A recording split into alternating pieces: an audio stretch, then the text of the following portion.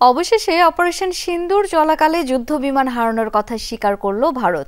দেশটির chief of defence Anil চৌহানের দাবি, অভিযানের প্রথম দিন ক্ষয়ক্ষতির পরই রণকৌশল পাল্টে ফেলে ভারতীয় বিমান বাহিনী, আর তাতেই পান ব্যাপক সাফল্য। শনিবার সিঙ্গাপুরে সাংগ্রিলা সম্মেলনের ফাঁকে তিনি এই সাক্ষাৎকার দেন। যমুনা ইলেকট্রনিক্স ঈদে ডাবল খুশি অফার সিজন 3, যে কোনো পণ্য কিনলেই পাচ্ছেন নিশ্চিত ঈদ উপহার। পেহেলগামে সন্ত্রাসী হামলার জেরে প্রথমে হুমকি হুঁশিয়ারি, পরে 7 মে সম্মুখ লড়াইয়ে জড়ায় ভারত ও পাকিস্তান। অথচ কেউই আনুষ্ঠানিকভাবে ক্ষয়ক্ষতির প্রকৃত হিসাব দেয়নি। তবে শুরু থেকেই দিল্লির 6টি যুদ্ধবিমান ভূপাতিতের জোরালো দাবি করে আসছে ইসলামাবাদ।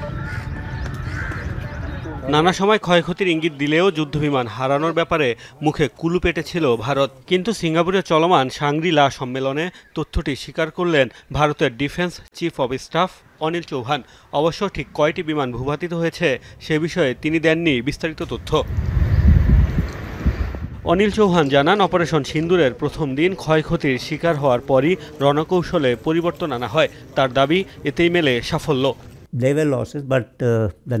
অপারেশনের শুরুতে ক্ষয়ক্ষতির শিকার হই, তবে এটি গুরুত্বপূর্ণ বিষয় নয় যে যুদ্ধবিমান ভূপাতিত হয়েছে।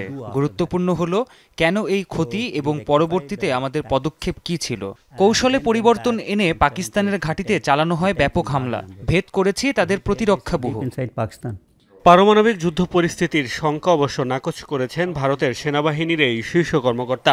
দাবি, যুদ্ধ চলাকালীন দুদেশের সেনারাই যুক্তিসঙ্গত পদক্ষেপ নিয়েছে।